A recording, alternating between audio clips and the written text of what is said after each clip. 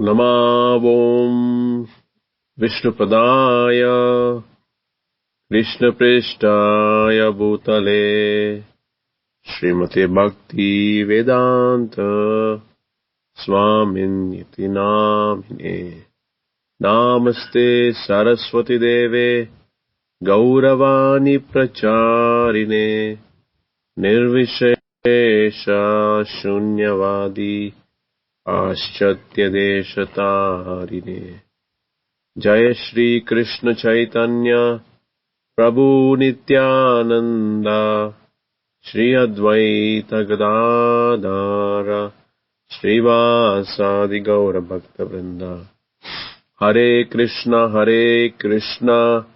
Krishna Krishna Hare Hare Hare Rama Rama Rama Hare Hare Hari Om Tat Sat. Reading from Bhagavad Gita, Chapter 3, text number 9. Yagyartha karmano anyatra loko ayam karma bandhanaha tadartam karma kaunteya mukta sangha samacharaha.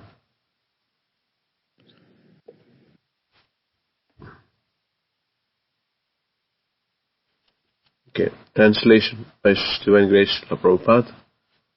Work done as a sacrifice for Vishnu has to be performed. Otherwise, work causes bondage in this world. Therefore, O son of Kunti, perform your prescribed duties.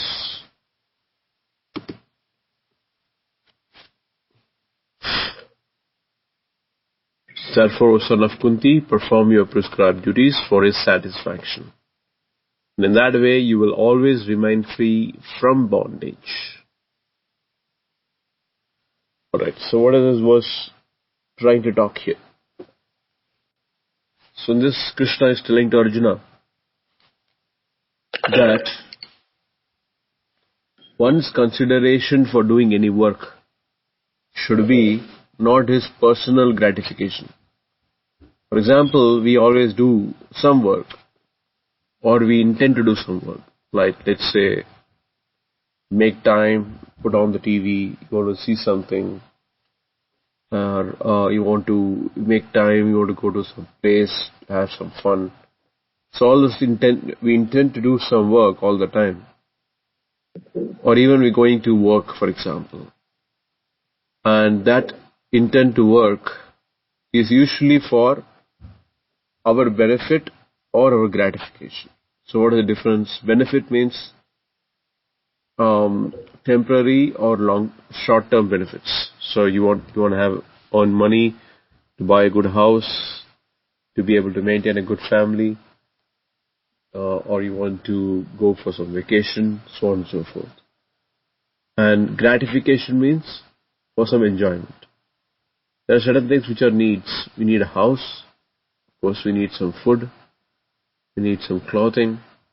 We need some protection and people to relate with us. So this is what is the needs. But other things are also there, which is called as greed. Need and greed. So need is what we really need. And greed is more than that. So if all the basic needs are satisfied, then we look for, can we get more out of it? Mange more. Yeah. So that is what is called greed or gratification. So we want to get some fun, go for a vacation. You want to go for this, you want to go for that, you want to do this, you want to do that. Have a big TV, have a big house, and all those things becomes a greed or more than need. So that is usually our intention to do work. Any work is usually either for need or greed. But here Krishna is saying, your intention to do work is to please me. Work done as sacrifice for Vishnu has to be performed. So what happens when we intend to do work for other purposes like need or greed? So it causes bondage in this material world, which means you're bound. And so people may argue, so what is wrong in me just getting my basic needs met? So I have to eat something, I have to live somewhere, I have to have some social life, I have to get some protection from the elements of the weather. Yes, those are legitimate requests, no doubt about that. But who provides you all those things? It's the material nature that provides it to you. So the sun gives you heat and light, and the plants and animals give you with different nourishment, and you also have basic needs met from the trees. You construct houses, for example. You may say you bought it with your money, but money was not nature's produce. It is something that is man-made. So it is something basically eventually what happens is we are borrowing from the nature. And the nature is not made for us to live. The nature is made, we take from the nature, which means we also have debt towards the nature. Just like you borrow money from the credit card, you have to eventually pay it. Or you borrow money from the bank for your house, you have to pay on a monthly basis. So that is necessity. That's what we call it's an arrangement of the nature. So this also you're taking from the nature, but you don't care to pay for it. So what is the nature in which we pay back to the material nature? So we have to do different kinds of sacrifices. Sacrifices or yajna for pleasing different categories of people. Like you have to please the demigods because they give you light, rain, and sunshine. You have to please the rishis because they gave you the method to please these demigods, or all the different protocols, rituals that is given in the Vedas in how to perform different yajnas, for example. And then you also have borrowed from your other animals and other living entities who are given you, like the plants and animals. And the cow gives you milk, and the plants give you food, and so you have to repay back to them in kind. So you have to take care of them. For example, cows, maintain them very well throughout their life. Don't kill them for slaughter. And you also have to take care of the plants. You have to do agriculture, take care of the plants, make sure you don't destroy the forest. So you have your duties towards these things also, debt towards this. And then you have your duties towards your other kinsmen or other your social network. Like the government provides you roads, obviously you're paying taxes to them. Like that you have to pay taxes to all the different kinds of people. Otherwise you become bound. What is bound means? That is action and reaction. You do action, like you take from the nature, for example, and you don't give back to the nature. Then there will be somebody else taking from you to give you that pain. That's called the reaction. Every action has an equal and opposite reaction. So if you don't care to pay back to the nature and the other things, nature will take back from you, or it will put you in a situation where you will really be very unhappy and sorrowful, and that kind of reflex backs will be equal in magnitude for what you have done. So this is the laws of nature. So laws of nature never goes wrong. So we should always have this fear, always have this gratitude for Krishna, gratitude for God. So Krishna says that instead of even thinking about, I have to do this as a gratitude, I have to do this as a debt, oh my God, I have to do this, otherwise I'll get punished, otherwise this will happen, otherwise that will happen. Instead of that, Krishna is saying, why don't you do it to me? So because Krishna is the origin of everything, if you worship Krishna and if you do what he says, then you are, to a great extent, you are freed from those debts. If you have fully dedicated your life and soul for Krishna in his mission, that much you are free from the material entanglements, material debts. So if you are only 5% you are giving time in reading Bhagavad Gita, in giving some donation to Krishna, in kind of giving your time to remember Krishna and preaching about Krishna, you're only giving 5%, then you're only exempted for 5%.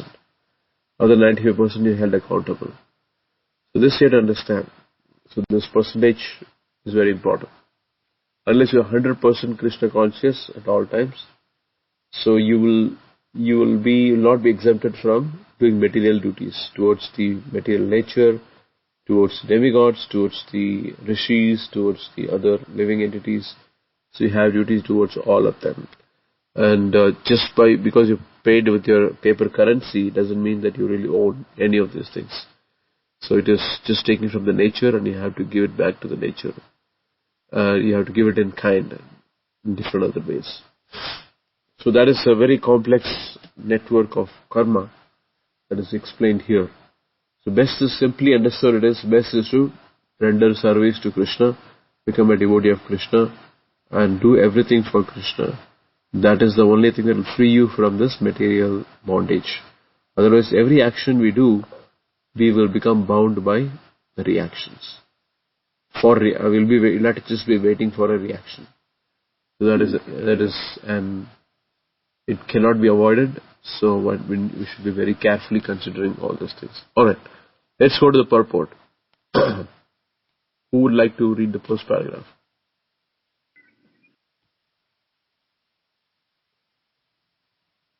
This one.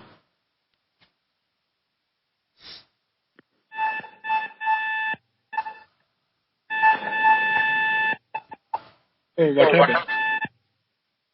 I don't know. Okay, I will read the first Okay, paragraph. please. Okay, start. Since one has to work even for the simple maintenance of the body, the prescribed duties for a particular social position and quality are so made that purpose can be fulfilled. Yajna. Yajna means Lord Vishnu or Yajna. Okay, Yajna means Lord Vishnu or sacrifice performance. All the sacrificial performances also are meant for the satisfaction of Lord Vishnu. The Vedas enjoin Yagyo vai Vishnu. Yagyo vai Vishnu. In other words, the same purpose is served whether one performs prescribed yagya or directly serve Lord Vishnu. Krishna consciousness is therefore performance of yagya as it is prescribed in the verse. The words Varnashrama institution also aims at the satisfying Lord Vishnu. I don't know how to read. Yeah, Varnashrama acharavata purushena parapuman Vishnur arajate. What does it mean? It means that the purpose of Varnashrama is to satisfy Krishna. Oh, okay. Oh, that is the meaning of that. Oh, we read that. Okay, yeah. All right. So, any questions on this first paragraph? You can just question it. Yeah, my question is, what is yagya here refers to? Like yagya means like perform a yagya or jap. What is that? Puja, fast. What is yagya means here? Yes, good question. So, yagya means sacrifice. The word yagya. Yeah. So it is sacrifice for Vishnu. It's called yagya. So you can say sacrifice. Okay, I sacrifice for my family members. So I do a lot of time. I do a lot of work, sacrificing my time and energy to earn money so that I can nourish my family members. You can say that's for sacrifice, but that is not yagya, because yagya means sacrifice to Vishnu. Oh, any performance, any kind of sacrifice you are giving to Bhagwan, Sri Vishnu, is Yes. like yag, like your devotion for time you spend Yes, on yes. job, or you listen Not to the. necessarily just the Havan or that kind of yajna. Oh, okay, okay. Any time spent, like any kind of sacrifice, time sacrifice. You give food offering, water offering, or you listen to the katha, or going to the dham, like the yag. Yes, correct. Oh, okay, okay. No more question. Yeah, sorry. Okay. And what is Varnashrama? Varnashram means like a that Brahman, Kshatriya, Sudra, and Vaishya. That is based on your karma. You fall in one of them. Right. So that is the Varnashram divided. Like that people who are read books, they will consider as Brahman. People who are warrior will be Kshatriya. People who are like do business will be, I think, Vaishya, I guess. And people who are criminal will be Shudra, I guess. No, it's not a criminal. Shudra Uh, doesn't mean necessarily bad. Shudra doesn't just means that they serve hmm. other Varnas. Oh, okay, okay, okay. Okay. Yeah. Shudra is not necessarily bad. They're not criminals. Shudra just means that they are not independent. They're dependent on other people. For example, Oh, work. Like for example, we also go and work for some big companies. In that sense, we are also Shudras. oh, okay, okay, okay. Oh, we will not be College of West. I thought we will College of West because we are part of business. No, no, no, Oh, no. oh, oh, Sudra doesn't mean okay, okay. If you are taking any kind of salary, that means you are really more or less Shudra. Oh, but even Kshatriya takes salary from king. Those people who take part in the war. Right, that's why only the kings and those are real Kshatriyas. Oh, okay, Of okay. course, it's not necessarily, I mean, just if you're taking your money, you're that category. And usually what happens is Kshatriyas don't take money because they Okay. get taxes. Oh, okay, okay, okay, okay. And Brahmanas Okay. don't take money and they only profess in Yeah. teaching people on good things and doing different rituals for them, like that. So they are actually usually paid in the sense they are protected, they are taken care by the kings.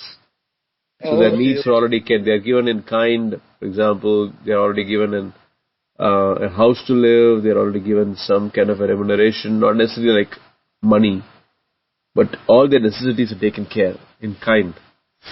So they Okay. don't really are dependent. They are not dependent on a regular monthly income. Oh, okay, And perfect Brahmana does not take a monthly income. So it's given in kind or different things, and he can always go and take okay. uh, charity from others. So he can go and beg, in fact, in different houses, and he should be given. If some Brahmana comes, he should be given some dan. So that is Brahmana. Vaishya also does not take salary. He has his own business. He either does cow protection, or he takes care of agriculture, or does Oh, business. But for okay. all of these people, Kshatriya, Brahmana, and Vaishya, they all need people to help. And that is Oh, Shudras. okay. Hello? Shudras, they go and work for all these different varnas, and they get Oh, their monthly salary, they get their daily salary or whatever, and then they get that's how they maintain. okay, okay. Okay, I got it. Okay, okay. I thought, like, oh, I misunderstood means people who are criminals are bad people. I thought like that too. Like that. Okay, okay. Yeah. I was, I was listening a video of a Chinese traveler, Buddhist traveler. His name was Wen Sang, Wen Sang, he came in 700 AD, and he described that in India, system was based on what you do rather than where you are born, Right. So that's good thing. And yeah. So I think Varna system was altered by Muslim invader, I guess, and people do not follow that. When other people influence came, I think Right. do Varna system is there in Buddhism also and Jainism also, or just in Hinduism? No. Buddhism, Jainism, I don't know about Jainism, but Buddhism is mostly they are trying to kind of Uh, their whole path is for spiritual elevation. Okay, okay. Oh, there is no Varna system there in the. No, these are Varna Ashrama is a very old concept. Buddhism is Yeah. all very recent. No, but even when Sang he came around like a 700, 600 something or 700 something, he says same. He says like that, that people follow this Varna system, and he clearly described even, So I was Hmm. shocked to know that. I was not know about that. Like I thought like how we are born in some capital caste. He said no. People where people follow the Varna system, and he described people as Shudras, who are like a executioner, Jallad, Jallad, people who are executioner, or Hmm. people who people who are cleaning the bathroom and all those things, cleaning kind of people, Right. and who eat pigs and all those things. Those were Sudras. But he says that even their son, who is learned and he can become Brahmin, in not very old, like just 1300 years ago, India Yeah. was like that before Hmm. Islam came to the India. It was Right. like that. Right. So probably I was confused with that kind of system. So I thought, Yeah. So it's according to one's guna. It's not necessarily one's okay, karma. Karma is yeah, also oh, there, but guna. For yeah, example, if the person doesn't have that kind of inclination to be a brahmana, even though yeah. he's born in a Brahmin family, he's not given the brahmana title because he does not Oh, have the necessary qualification. The sense like his intention is to not learn scriptures, not learn things, doesn't have interest for those things, but he shows oh, interest for accumulating money, or he shows okay. interest for other things. So according to his interest, he is guided Huh. on that particular path, Oh, okay, okay, okay. not by birth. So birth is all recent, what do you Yeah, call it? I think 1,000 years ago it started. Before that, India, I mean, old Bharat, that was what you're saying was the still, like it was there. Yeah. Right, right. And ashram, what is ashram? Ashram means like ashram can be where you ashram. I mean, like I don't know the exact definition, but ashram can be you live with gurus, and with bunch of followers. That can be your ashram, and your house can be your ashram too, where you practice dharma. Yeah. So that means ashram, but I don't know broader definition. I'm just giving a smaller definition. Yeah, ashram means different social status. So Oh, you acknowledge that you are a brahmachari, which means you're not married, yeah, and so which means you don't have illicit relationships and you don't right, do any nonsensical stuff, watching movies right, and this thing and that stuff. And right. that's brahmachari. Then you go to the grahastha ashram, where you take Yeah. up rules and regulations of maintaining grahastha ashrama. For example, having children is important, and Mm-hmm. taking care of forefathers, doing the Right. different rituals for them, and Mm-hmm. taking care of the other varnas. For example, other varnas, they don't earn money. Only Mm-hmm. grahastha earns money. So you have to Right. maintain other brahmachari, you have to maintain the kshatriya, sorry, you have to Mm-hmm. maintain the vanaprastha, you have to maintain the sannyas, all the other orders, social orders. Mm-hmm. It's maintained by grahastha, so he has to be charitable. It's very, very Yeah. important. And Oh. these two things are important, and also be very charitable. For even before eating the food, he has to go and see if there is somebody who needs to be given food in the Okay. doorsteps. And grahastha means he earns money. It's very important, and he has a family and he has followed the traditions very strictly and all those things. The Right. next stage is a stage of vanaprastha. Vanaprastha means you live towards the forest. So where you are Oh. really not fully connected with the family, but you are kind of connected, and you live in kind of you're a guru, and you are teaching people, and you are in a very spiritually oriented life. Right. And the final stage, sannyasi, means you completely detached from the family, Yeah. and you are fully dedicated for your spiritual elevation, and also for teaching others. Oh, okay. I got what you say by ashram. Like there's life is divided by Prabhupada was talking about that, that four ashram, that brahmachar first 25 years, then you get married, that is grihastha ashram, then, you go to puja path and last is sannyas. So I think ashram here you means that. Okay. I misunderstood the ashram word. But yeah, that makes sense. So when you should leave your, like, what is the age? I know people do not nowadays people die early too. So what is the age when you leave the grihastha ashram? Like, I mean grihastha ashram.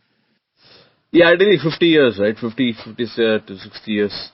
So this is, in this Hmm. age, everything is completely kind of very down, very degraded. Right. So, I mean, it's not necessary that you have to take sannyas, but you have to be vanaprasth in the sense you don't engage in unnecessary contact Oh, okay. with even with your spouse, and you have to maintain a kind of an spiritually oriented life. That's what is the real vanaprasth sannyas means. So you should be fully dedicated for spiritual life. No watching soap opera in the TVs and all those Yeah, things. yeah. So around 55 years age, you should leave your work, and that time you fully dedicate yourself to the spiritual work, Yes, right? because you're already close to death. I mean, you're already, Right. anytime you have some issues, disease, a heart attack, whatnot. So you're completely Right. preparing yourself for service of God.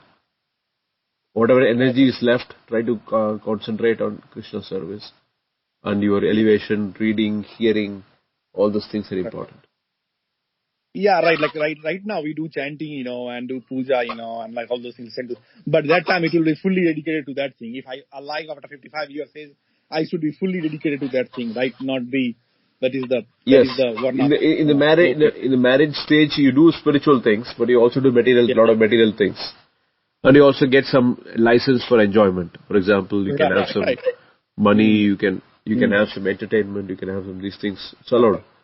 But Right. later, as we grow older, then we have to whatever left is there in the senses, we have to utilize it for hearing about God and Oh. keeping Krishna in the heart or Right. focusing on those things. Because you have very less energy or capabilities. Your senses already Hmm. become weak. And if you want to Right. continue to see soap operas, you will Hmm. continue to see the whole life. No, that is not true. It's never going to end. Right. People who are very new to the spirituality, they will watch all those things. The people who are already, like, imagine if you are 30 years old and you are trying to be spiritual, by the 55, you will be like completely detached from those things that will look like a joke. So that's what I mean. But yeah, I think we have to prepare from right now only. So when we It's are at not that age, easy. I mean, we all talk about it, that, okay, let's, in the yeah. old age, we will fully dedicate. But our bad habits don't easily go. But I know. But if you have love for God at this age, I don't think it is going to dwindle unless you decide to do that. Yeah, that's for everybody is different, right? So you might be set in that because you have the proper, you have some inputs from your in your early age that you have to be Hmm. like this, you have to live like this. But not everybody comes with the clean slate. Right. So everybody comes with the Right. different backgrounds, and for them to suddenly change is going to be very Oh very yeah. difficult because they are used to some way of living. Even if Hmm. so, it not yeah, so even for example, some people are attached to TV and new movies and whatnots, so they don't cannot give up so easily. Yeah, right. Oh, they don't know the reality of these things, so that's what you will be like. I mean, it is important to tell the devotee that. I mean, that you should not do. Why you should not do that? Like, but anyway, that's what I was saying. But yeah, I mean, like, I have seen my improvement myself, so that makes me motivate more. But yeah, Right. So basically, detaching from sense objects, right? So you have the right, right. so if you have a TV at home, you will be tempted towards watching TV, even if you're 55, 60, 70 years old. Because that temptation is there, because sense object is there. You have the things in your control. You have your Right. laptop in your control. You want to see that on the laptop, or you have whatnot. So everything is so detaching from sense objects will help you to control your mind. You go to a place where there is no such distractions, then you will feel much more ready to Right. focus. That Yeah. is very important. All right, let's read the next paragraph.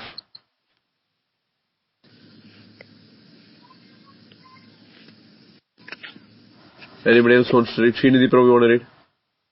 Yes, Prabhu. Therefore, one has to work for the satisfaction of Vishnu. Any other work done in this material world will be a cause of bondage for both good and evil work, the reactions, and any reaction binds the performer. Therefore, one has to work in Krishna consciousness to satisfy Krishna or Vishnu, and while performing such activities, one is in a liberated stage. This is the great art of doing work, and in the beginning, this process requires very expert guidance. One should therefore act very diligently under the expert guidance of a devotee of Lord Krishna or under the direct instruction of Lord Krishna himself, under whom Arjuna had the opportunity to work. Nothing should be performed for sense gratification, but everything should be done for the satisfaction of Krishna. This practice will not only save one from the reaction of work, but also gradually elevate one to the transcendental loving service of the Lord, which alone can raise one to the kingdom of God. Thank you, Prabhu. Any comments from you on this? Yes, Prabhu. So what I read is whatever good or bad, we accumulate good or bad. If we do good, we'll accumulate good karma. If we do bad, we'll accumulate bad karma. However, if we act in Krishna consciousness, we don't acquire any karma, good or bad. And that such activities will bring us closer to Lord Krishna also. We can go back to his Godhead, like his abode. Right. Very nice, very nice. All right. So we are almost close to the 45 minutes. So any questions? Yeah, I have a question, but not related to this verse. Can I ask you this question? Oh, yeah. See, my question is I have, before being very serious about chanting, I used to listen a lot of Bhagwan Katha, and I have listened sometimes, people chanting. Is it beneficial? Will be like, it will be added to my yagya to Bhagwan Krishna or Bhagwan Ram, whoever I've listened before. Like I have listened so many videos before, and watched serial with the interest of, the Hindi TV serial like Sri Krishna or Ramayan, so it will have any effect on my good karam list, good karam list, that will have that. Yes and no. It depends on from whom you listen from.